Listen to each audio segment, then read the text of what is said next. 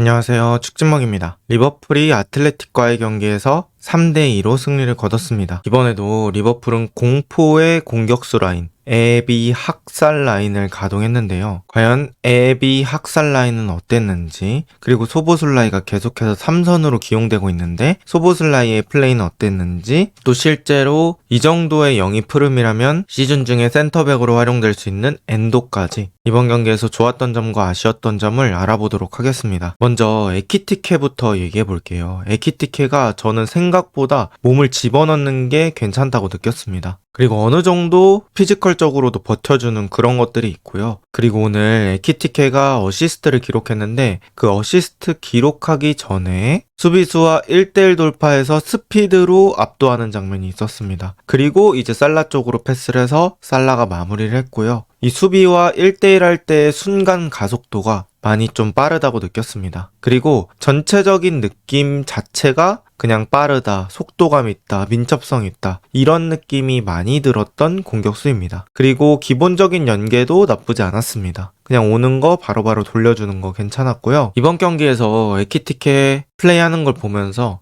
리버풀의 그런 빠른 스피드의 팀 컬러와 또 플레이 스타일이 잘 맞네 이런 것들을 좀 느꼈던 것 같습니다. 그래서 다르윈 누네스보다는 확실히 툴이 좀 다양할 것 같다라는 느낌이 들었던 경기였습니다. 그리고 두 번째는 소보슬라이입니다. 소보슬라이는 지난 경기들보다는 저는 좋았다고 생각합니다. 지난 경기들에서 계속 3선으로 나왔을 때는 그 소보슬라이가 약간 너무 통통 튄다는 느낌을 받았거든요. 아무래도 이제 3선에서 플레이할 때는 꼭 퍼스트 터치를 앞으로 잡아놓을 필요는 없고 발밑에 잡아놓고 천천히 템포 조절하는 그런 상황들도 필요한 거잖아요. 그런데 지금까지 프리시즌에서 소보슬라이가 터치도 앞으로 잡아놓고 약간은 투박하다는 그런 느낌이 들었었는데 오늘 경기에서는 그래도 조금 더 간결해진 느낌이 있었습니다. 패스 나가는 타이밍도 간결해졌고요. 또 소보슬라이가 왼발로 바로 돌려주는 그런 패스의 정확도도 올라간 느낌이 들었습니다. 지금 왼쪽 장면에서도 상대에게 거의 두 방향에서 압박이 한 번에 들어오거든요. 여기서 소보슬라이가 무리하지 않고 에키티케 주고 공간으로 다시 움직이는 이렇게 동료를 활용할 수 있는 그런 움직임도 보여줬고요. 압박에서 빠져나와도 무리한 패스를 시도하지 않으면서 소유권을 유지시켰습니다. 그래서 제가 여태까지 봐왔던 소보슬라이 그리고 오늘 경기에서 봐왔던 거 봐도 여전히 3선으로 우리가 흔히 부르는 그런 선수들의 유형과는 차이가 있는 건 맞습니다. 하지만 오늘 경기에서 느낀 거 적응도는 조금 올라갔다. 그런 것들을 파악할 수 있었습니다. 그리고 오늘 리버풀 역시나 특공대 역습을 좀 많이 보여줬습니다. 리버풀이 다른 팀과 좀 다르다고 느꼈던 건 예를 들어서 세트피스 수비를 하거나 상대의 공격을 막았을 때 다른 팀은 공 잡고 컨트롤하면서 소유하면서 천천히 플레이하는 팀도 많습니다. 그런데 리버풀은 역습 상황이 있으면 거의 무조건 역습을 나갑니다. 그리고 오늘 경기에서 지금 에키티케, 학포, 살라 그리고 그 뒤에 비르츠, 소보슬라이, 프림퐁 이렇게 쫙 따라가잖아요. 이게 어떻게 보면 리버풀의 좀 트레이드 마크라고 볼 수 있죠. 솔직히 프림퐁 같은 선수는 지금이 공격 상황이기 때문에 나몰라라 할 수 있잖아요. 안 뛰어도 크게 비판은 안 받을 거고.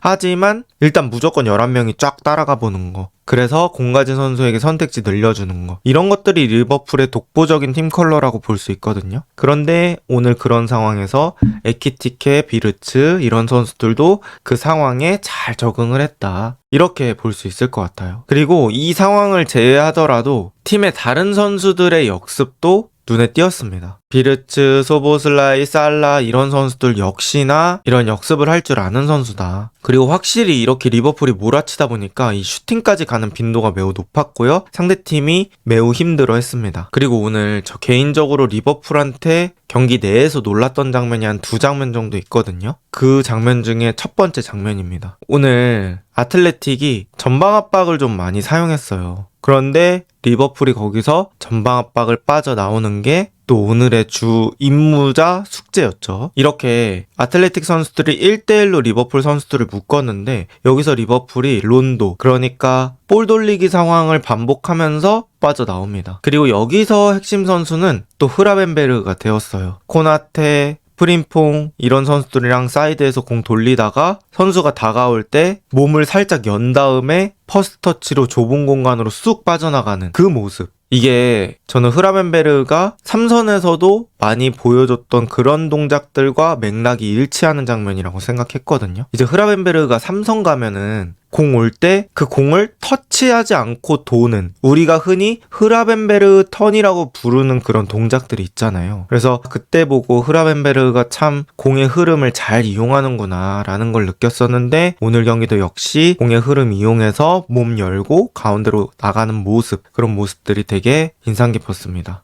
그리고 저는 강팀과 약팀의 가장 큰 차이 중에 하나가 이 압박을 대하는 그런 과정이라고 생각해요. 상대방과 이 체급 차이가 많이 날 때 주로 어떤 상황이 많이 발생하냐면, 체급 강한 팀이 압박을 받아도 또 그걸 잘 빠져나옵니다. 반면에 체급 강한 팀은 상대에게 압박을 걸면 그 압박을 거는 족족 성공합니다. 그래서 계속 강팀만 공을 잡고 소유권을 유지하면서 약팀은 계속 체력이 빠지는 그런 상황이 되는 거죠. 그런데 오늘 리버풀은 압박은 많이 성공하고 압박 빠져나가는 건 많이 잘했다. 그래서 확실히 리버풀이 강팀의 모습을 보여줬다. 이렇게 얘기할 수 있을 것 같아요.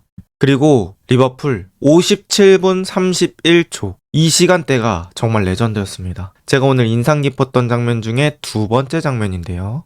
풀경기 다시 보실 분들이나 아니면 리버풀이 오늘 어땠는지 보고 싶으신 분들은 57분 31초 보시면 좋을 것 같아요. 좁은 공간에서 미친 티키타카를 하게 되는데요. 프림퐁, 코나테, 살라, 키에사, 프림퐁 다시 가운데로 해서 반대편까지 빠져나갑니다. 오늘 아틀레틱도 나름 촘촘하게 압박을 준비해온 것 같았어요. 그래서 압박을 막 시도하는데 그걸 리버풀이 너무 쉽게 빠져나왔습니다. 옛날에 다니 알베스랑 메시랑 둘이만 주고받으면서 상대 압박 빠져나가는 그 유명한 짤이 있거든요. 그래서 그런 장면이 좀 생각났다고 할까요? 부스케츠, 메시, 다니 알베스, 사비 뭐 이런 선수들이 공 돌리면서 결국에는 압박 풀어나가는 그런 모습들이 잠깐 보였던 57분 31초였습니다. 그리고 이런 것들을 봤을 때는 확실히 리버풀이 경기 감각이 좀 많이 올라와 있구나, 핏이 많이 올라와 있구나 라는 걸 느꼈고요. 이런 식으로 압박했는데 빠져나오면 상대는 약간 벽을 느끼게 되거든요. 그러면서 이제 선수들이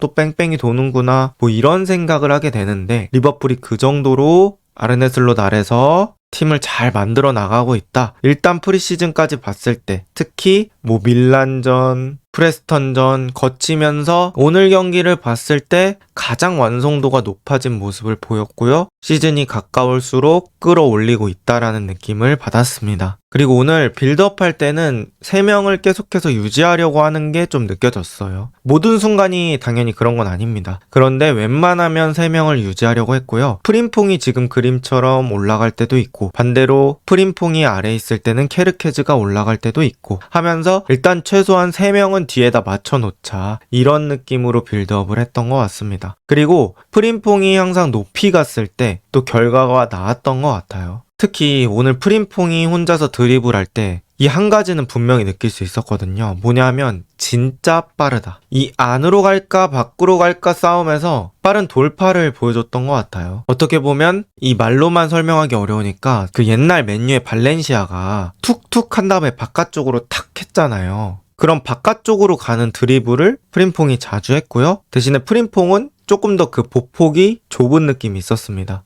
그리고 이 프림퐁이 주는 속도감이 진짜 엄청났거든요. 혼자만 뒤에서 누가 밀어주는 것처럼 엄청나게 빨랐습니다. 그래서 또 프림퐁의 스피드도 확인할 수 있었던 그런 경기였다, 이렇게 볼 수 있을 것 같고요. 이제 살라를 이용한 부분 전술도 꽤 눈에 띄었던 경기였습니다. 오늘 경기에서 살라가 측면 쪽으로 수비를 끌어내는 그런 경우들이 되게 많았거든요. 그럴 때 그 공간으로 프림퐁이나 비르츠가 움직였고요. 여기서 이제 프림퐁과 비르츠가 다른 방향으로 움직인다는 거 되게 눈에 띄었습니다. 그리고 이 공간에서 패스 능력이 좋았던 살라가 양질의 연결을 했었다. 그래서 비르츠 같은 선수가 공 잡으면 또 프림퐁한테 벌려줄 수도 있고 자기가 직접 마무리할 수도 있고, 그래서 이러한 부분 전술을 자주 이용해보면 좋을 것 같다. 그리고 또 비르츠 프림퐁이 가까이에서 좋은 호흡을 레버쿠젠에서 많이 보여줬기 때문에 그 두 선수도 함께 쓸 수 있는 구조가 이런 구조가 될 것 같다라는 생각이 들었습니다.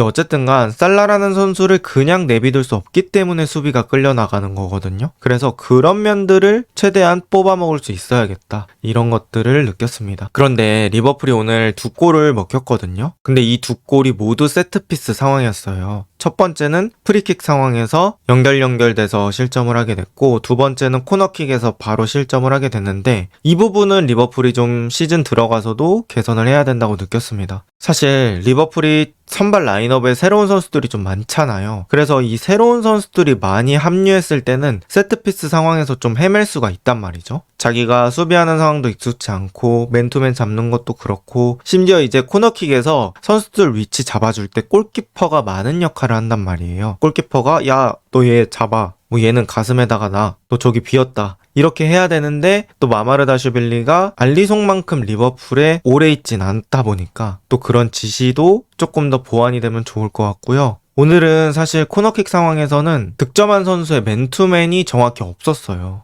제 생각에는 학포, 코나테 이런 키 큰 선수들을 니어포스트 쪽에 세워놓으면서 지역 방어하고 이제 뒤에 따라오는 선수의 맨투맨을 붙였어야 됐는데, 헤더에서 득점한 선수에게는 아무도 맨투맨이 붙어있지 않더라고요. 그래서 그런 것들은 조금 단단하게 한번 쪼여봐야겠다, 이런 생각이 들었고, 사실 세트피스라는 게 운적인 요소도 분명히 작용합니다. 오죽하면 옛날에 무리뉴 감독이 세트피스에서 골 먹는 거는 되게 뭐 같은 일이라고 했거든요. 그러니까 그 정도로 욕 나올 정도로 뭐 운 안 좋은 상황이 있다, 이런 식으로 얘기를 한 건데, 그럼에도 할 수 있는 부분들은 분명히 있잖아요. 그래서 운적인 요소는 어쩔 수 없다 치고 할 수 있는 한 최대한은 채워봐야 된다, 이런 생각이 들었습니다. 사실 리버풀이 오늘 경기 되게 잘했거든요. 그런데 경기 잘해놓고 결국에는 동점으로 마무리될 뻔했단 말이죠. 그래서 확실히 좀 챙겨야 되는 부분이 있다, 이렇게 느꼈습니다. 그런데 뭐 오늘 전체적인 경기력만 봤을 때는 저는 리버풀이 당장 시즌 치러도 될 정도다 라고 느꼈습니다. 일단 오늘 선발 라인업에서 반다이크, 메갈리스터 이런 선수들 없었잖아요. 없는데도 이 정도 퍼포먼스 나왔다? 저는 아주 좋다고 생각하고요. 상대가 정신없을 것 같다 라는 표현이 좀 맞을 것 같아요. 리버풀이 뭐 압박도 잘 빠져나오고 전방 압박도 잘하고, 상대가 공격하다가 미스하면 바로 역습 가고, 역습 가는데도 또 마무리하는 빈도까지 높다 보니까 막 정신을 못 차리면 막 20분 지나 있고 막 그럴 것 같은 거예요. 그래서 오늘 경기는 저는 굉장히 좋게 봤고요. 경기 내용에서 특히 완성도 높았던 부분들이 존재했다. 제가 아까 말씀드렸던 상대의 전방 압박 여러 번 빠져나가는 부분들, 그리고 빠른 전환 속도, 이거는 공격 전환이든 수비 전환이든 둘 다 전환 속도가 되게 빨랐고요. 그리고 높은 슈팅까지 가는 빈도가 있었습니다. 그러니까 상대가 역습을 하더라도 결국에 슈팅까지 못 가는 경우도 있을 거 아니에요. 근데 리버풀은 슈팅까지 가는 빈도가 많다 보니까 매 역습이 좀 위협적이다 라고 느껴졌습니다. 그리고 슈팅을 한다는 건 둘 중에 하나죠. 하나, 골키퍼가 막는다. 둘, 이제 빗나가서 골킥이 된다. 그러면 또 수비 정비할 시간이 생기니까 어쨌든 슈팅까지 가는 빈도가 많아졌다는 건 충분히 리버풀에게는 좋은 상황이다 라고 볼 수 있고요. 여전히 센터백의 보강은 필요해 보입니다. 뭐 이건 생각이 다를 수도 있겠지만 저는 리버풀 이 정도면 공격력 충분히 세다고 생각하고요. 사실 뭐 지금 일단은 이삭을 포커싱 하겠지만 저는 시즌 전체적으로 봤을 때는 이삭보다 더 중요한 게 센터백이 될 수도 있겠다. 오히려 우선순위는 또 센터백 쪽으로 가져가야 되는 게 아닐까라는 것들을 느꼈습니다. 이번 영상은 여기까지입니다. 좋은 하루 보내세요.